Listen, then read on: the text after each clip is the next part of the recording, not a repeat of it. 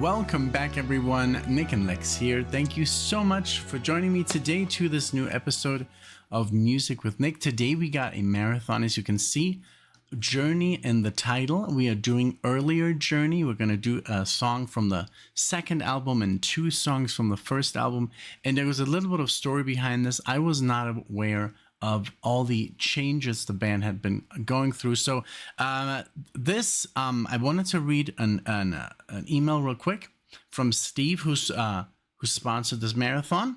And then I'm going to tell you a short story about some facts, and then we'll listen to the music. So it says Journey's first 3 albums are pre-Steve Perry, so that I didn't know, of course, and are in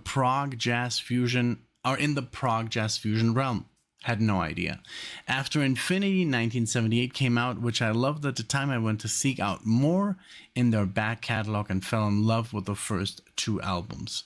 The band members were Greg Rowley, which I just looked up, was the guy who sings Black Magic Woman. I can't believe it. Keyboard and singer from Santana. Neil Schoen, guitar, Santana. He came into Santana in the 3rd album. I just looked it up. Ansley Dunbar, drums. Bowie, Zappa, Jeff Beck, John Mayall, and the Blues Breakers. That's insane. Just to play with Zappa and Bowie and Jeff Beck. Oh my lord. Ross Valerie on bass, George Tickner on rhythm guitar, left after the first album. So he's not going to be in the first song that we're going to play. We're going to start off with the first song from the second album.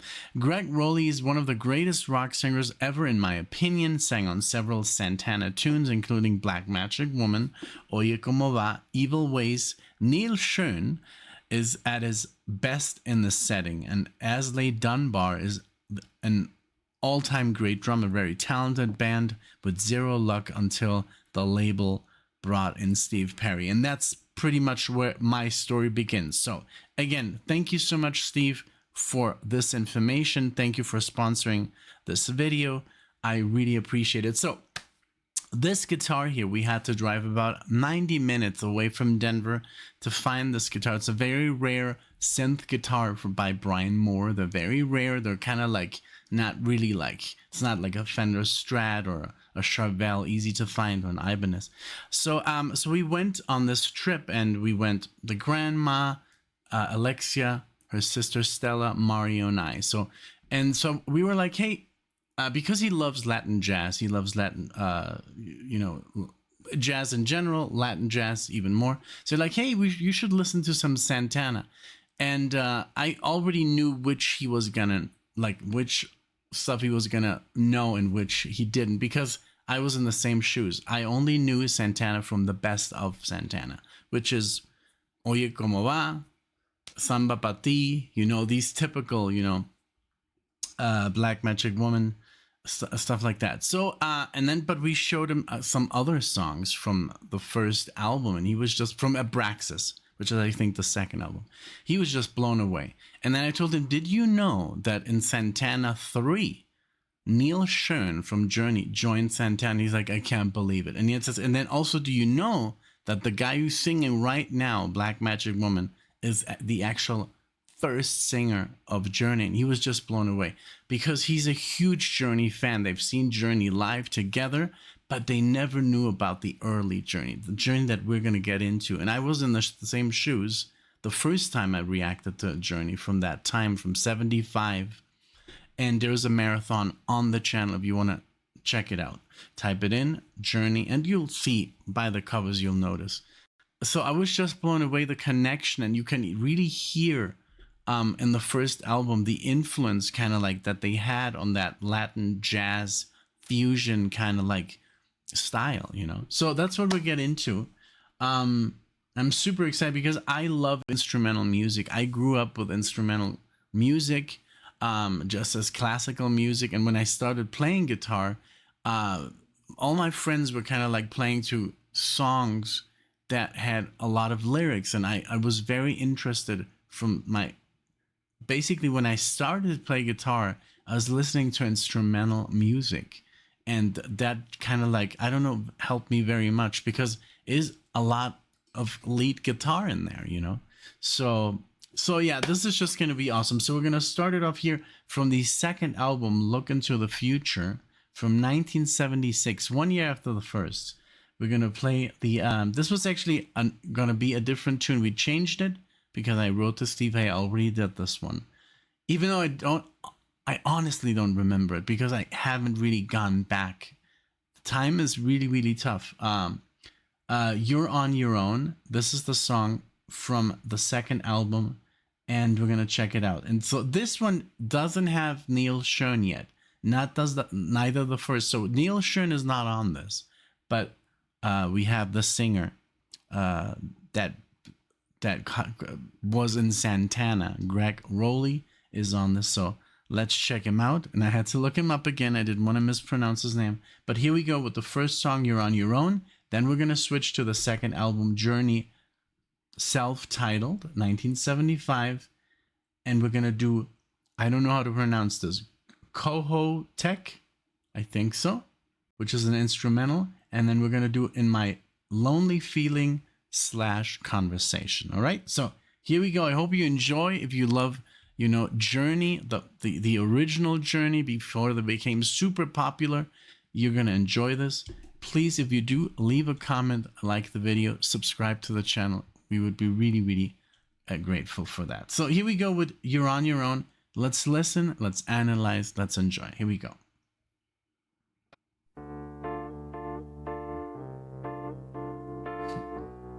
Those Hammond keyboards.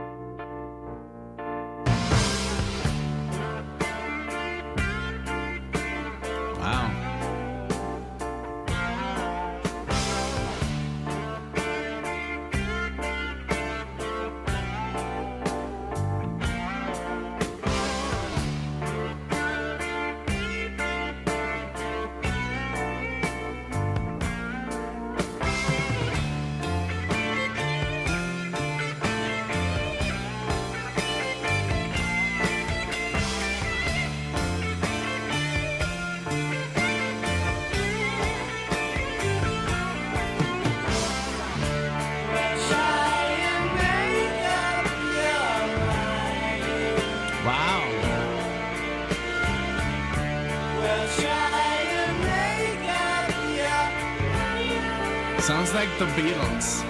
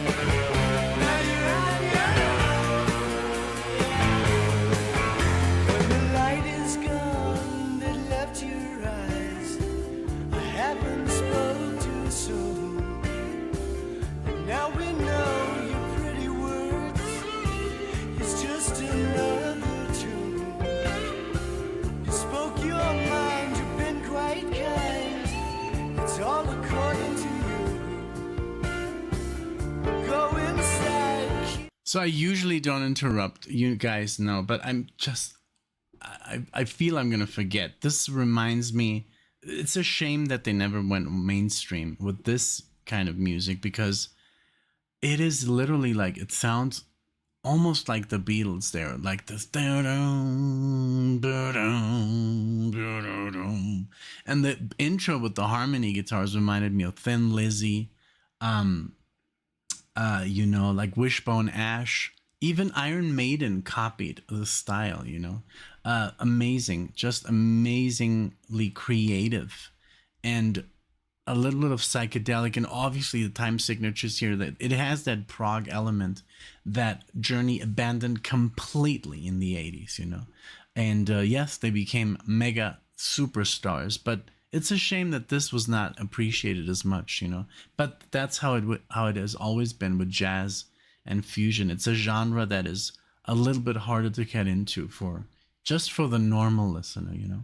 So let's go back. I won't interrupt. This is beautiful. I'm loving the guitar work, the bass, the drums, the singing. Everything is just top notch. Go inside, keep your pride. I can't get through to you, no, no, no. Yeah,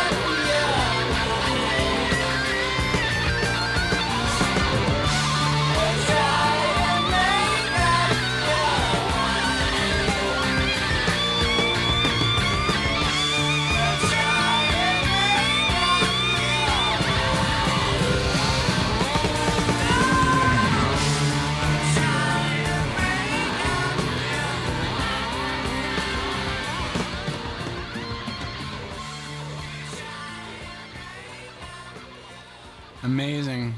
Very good. I mean, this sounds literally like the Beatles. Like their heavier stuff, they're more psychedelic stuff, you know. There's even a song here, and I'm just reading this. I usually go straight to Wikipedia just to know a little bit more. So there's a song, and I don't know if it's this the song that I was gonna do. It's All Too Much, written by George Harrison. So they have that influence of the Beatles right off the bat. You can hear it.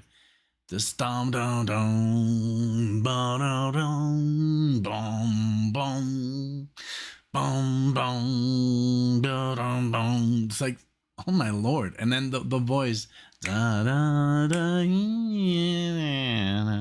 It has that literally. It sounds a little bit like, you know, like John Lennon, you know, in his like hippie, you know, flower powery kind of psychedelic way, you know, really, really cool. So, man, what a song. What a great band, you know. And I mean, I do love the other Journey as well. I think, you know, what Steve Perry brought to the band was extraordinary. But it's literally two different projects, totally different ways of playing music, two different paths, and it's just they share the name, but the musicians kind of like, I think Neil is the one that kind of like, I think, noticed the most because he has been there pretty much from the beginning. Let me see. Who's on the guitar here? So Neil is on the guitar on the first album. What about the second album and the first album? So yes, he obviously saw he witnessed the evolution of the band. I don't know who else was there from the get-go. I think there's a timeline here on Wikipedia. They usually show it. Well, not on this. Let's see. If we go back to the band in general. Let's see. But yeah, I mean, anybody, I would not recognize that this was the same band, you know. Where is it? There's usually like a timeline. Which vocalist was where, and, you know. And right now with Arnel Pineda, they sound amazing, and they've also released a new album without Steve Perry, and it sounds pretty much like the 80s stuff, you know, like it has that vibe. But well, okay, now we're gonna go back in time a year to the first album, and this is an instrumental. So this is obviously gonna blow me away because I love jazz fusion, I love instrumental music. I was listening basically when I didn't even know how to play it. I couldn't even do a bar chord, and I was already listening to Aldi Meola, and I was fascinated, and I was listening to Strunz and Farah, and that's what I wanted to play. That's the reason why I wanted to play guitar, because of that, you know, staccato-y, you know, playing, and the scales that he was doing, and just the music. And I was a huge fan already of kind of like, yeah, my dad got me, even though I never really like admitted it at the time, because I didn't want to give him, you know, I didn't want to tell that he was right, but I did enjoy a lot of his stuff that he was playing. Aldi Meola I got out of his collection, you know, and but he was playing Stan Getz and Paul Desmond, and I love those guys. I was like, wow, I love that music, but I didn't want to give him, you know, I didn't want to tell him I like jazz, you know, I like your music. I was like, no, I'm a metal guy, you know, I like rock music, and it's so funny that pretty much when I was a little bit older, then I tried to get him into my fusion stuff, and he wouldn't have it, you know. He was into Pat Metheny and George Benson and stuff like that, but, you know, the players that I listened to, you know, he was like, no, that's not jazz, man. That's rock. And I'm like, yes, it's rock fusion, it's rock jazz, you know. He's like, no, I'm good. I'm gonna go back and listen to, you know, Count Basie and stuff like that. You know, he was into Ella Fitzgerald and all the old great jazz. He would listen to some and then I tried to get him more into like his own like timeline stuff, like Miles Davis and John Coltrane, but he was like, it's all too fast, you know, it's too fast. It has to be cool, you know. Jazz has to be cool. But we would kind of like clash, because I was like, well, you listen to Django Reinhardt, what about that? It's all like like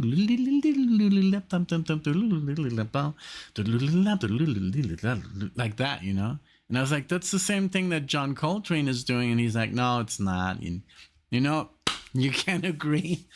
But yeah, it's pretty interesting how that all works, you know, all these styles. And it's also about, you know, you listen to what you were used to. And he was used to Django Reinhardt, even though it was very quick stuff, but it's just his time, you know. So these newer players from the 70s, he never got really into that stuff, you know. Okay, so this is here, and I hope I'm pronouncing this correctly. Kohoutek, and from 1975. Here we go.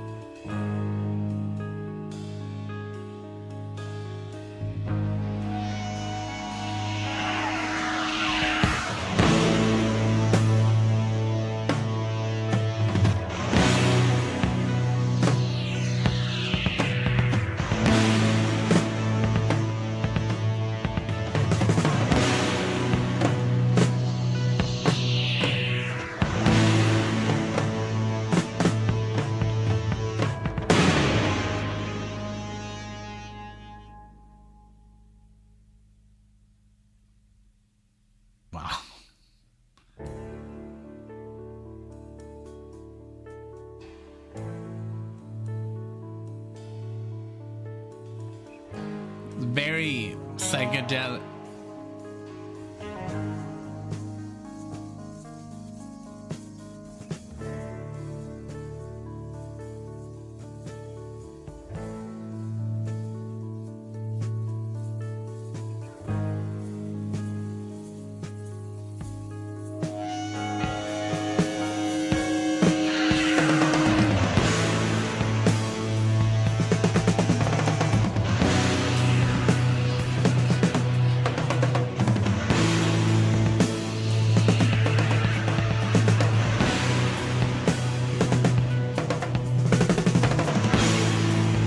The drumming is sick.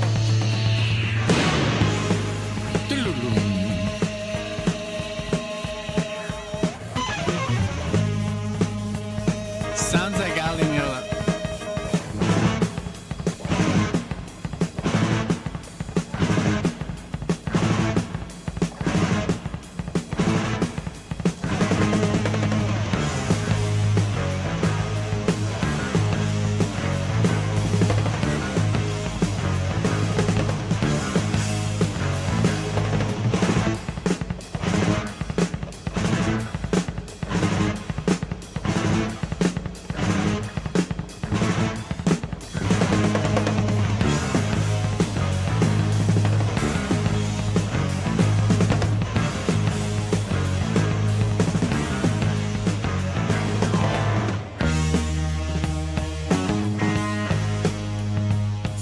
Wow.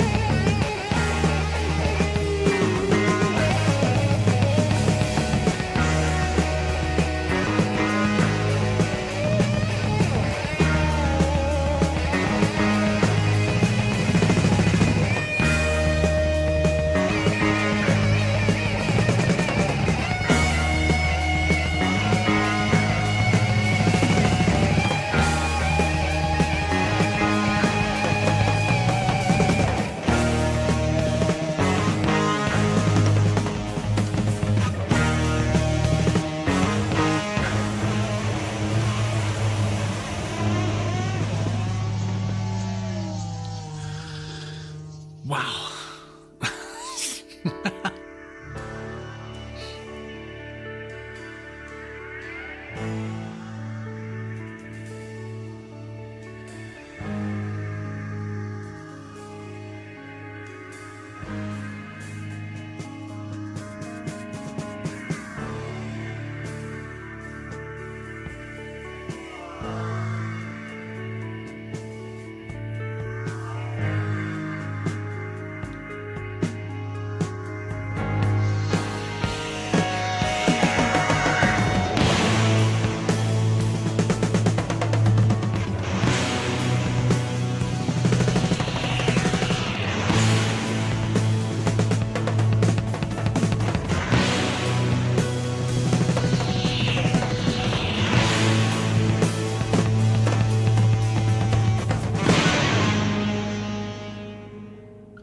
Holy moly. Jesus Christ.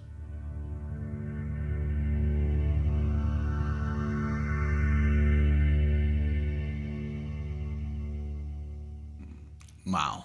This is insane. Okay. So I never thought I would say this, but this almost, now that I connected, you know, the timeline, this is like, it was almost like, so because I said, wow, it sounds like Aldi Meola, right? And obviously my brain, I don't know crap about, you know, the 70s. So I'm like, wow, they sound like Aldi Meola. They must have been influenced by him. I think it was the other way around because this came out way before. I mean, in this maybe 2 years before, you know, Aldi Meola's, you know, splash like Land of the Midnight Sun, first album, and then Elegant Gypsy that we thankfully got to see live, the 40th anniversary. Alexia and I took her there and she was like, oh my God, I have to listen to this jazz fusion crap, you know. And as soon as they started playing, 10 seconds in, I looked to her and she was like, she couldn't believe it. I was like, yeah, I knew she knows what's good. But she was just like, when we're driving there, I got to see this Aldi Meola guy, whoever that is. And I was like, you'll see. Just trust me. And she's like, yeah, whatever. And then when they started, she was, boom, like forever a fan. But no, I just noticed that Aldi Meola is like typical, you know, Latin infused stuff. Yes, he wasn't returned to Forever, and I think they have obviously something to do with influence. You know, it goes back to Weather Report and, you know, Chick Corea's band and, you know, all those band, Mahavishnu Orchestra. But here, the straight off solo here reminded me, of course, something like that Aldi Meola kind of like almost, I don't want to say copied, but yes, maybe he did, you know, Aldi Meola and Jan Hammer from Mahavishnu. They were also like trading solos, you know, in the first three Aldi Meola albums, you know, Casino, Elegant Gypsy, Land of the Midnight Sun.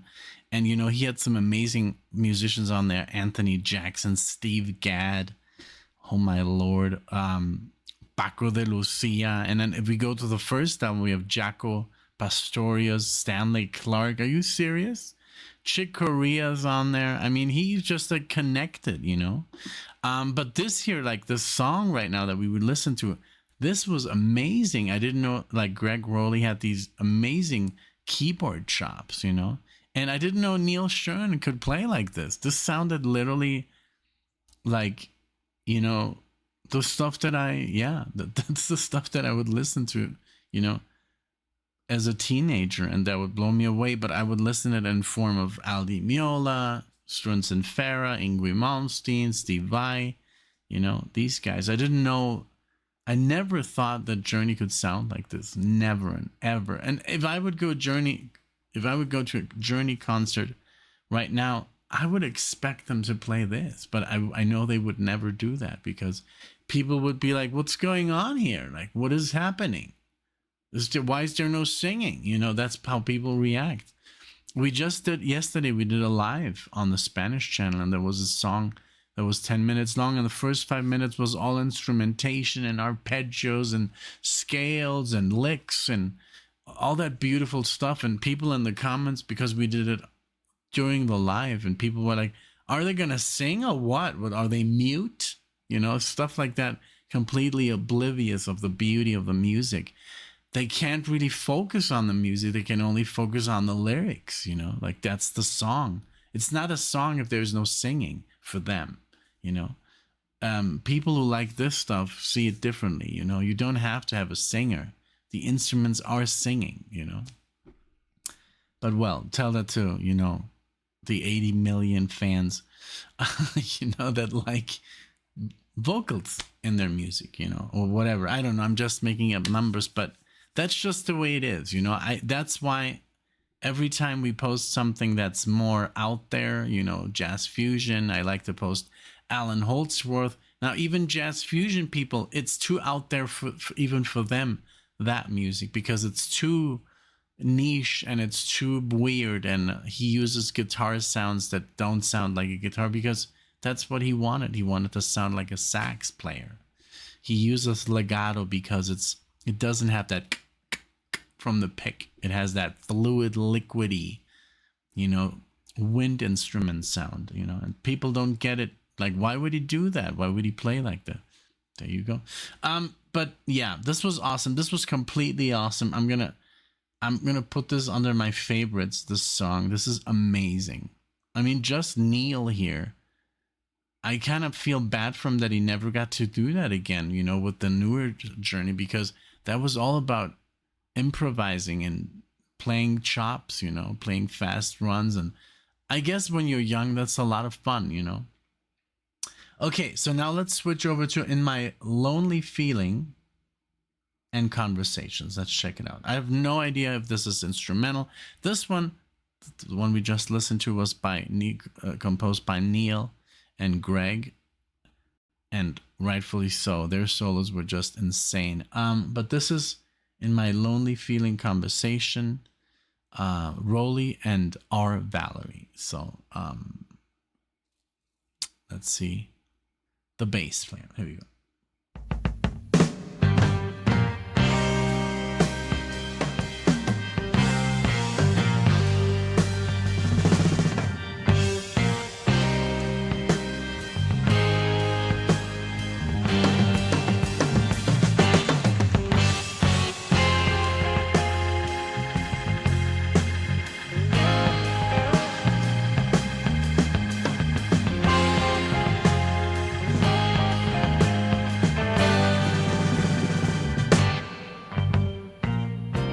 In my lonely feeling, from my darkest dreams, I go on through days as I wonder, always changing, forever dreaming. Am I the master of my soul?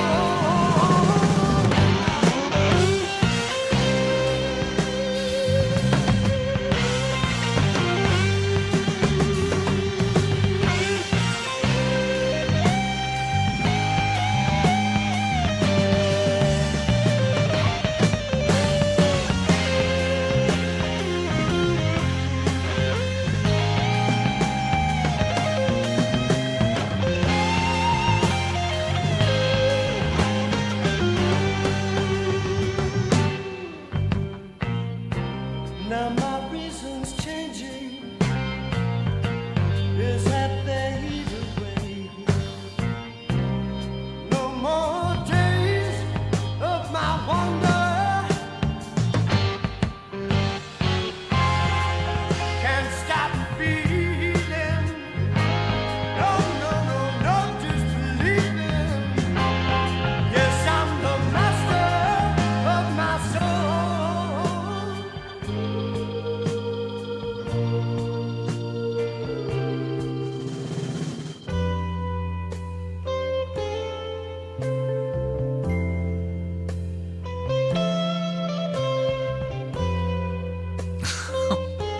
Sounds like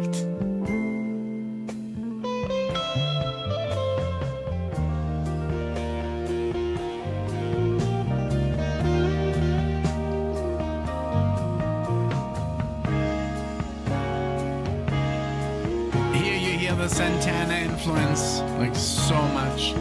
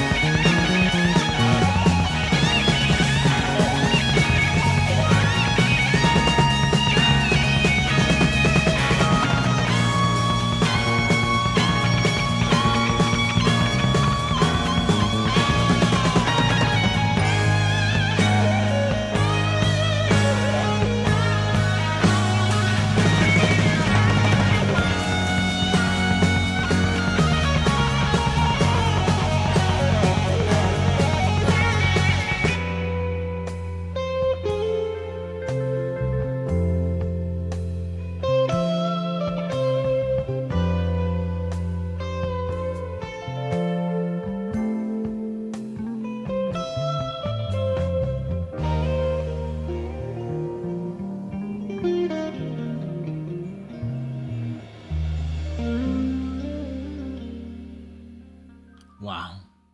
Amazing. I have a completely new respect for Neil Schon. Not that I didn't think he was amazing before, but you don't really hear him like this in the later Journey stuff. You know, this is amazing. It reminded me a lot of Santana. It has the influence, and just looking at Neil Schon's Wikipedia, and wow. That he started like at the age of 10, and then he was asked he joined Santana at 17. Like, no wonder. He was asked by Eric Clapton to join Derek and the Dominoes, but he then joined Santana instead. Then he also played in the band Azteca. I don't know about that, but I saw here that he also did a solo project. Oh my god, that's with Jan Hammer. Oh my god.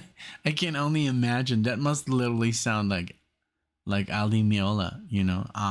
With Steve Smith on the drums. Steve Smith from Vital Information. I love that guy. Of course, also Journey, but he's a jazz guy. And Steve Perry. I have to listen to this. Schön or Sean. I don't know if you guys say Sean, but it's obviously Schön. That is insane. Jan Hammer and Neil Schon.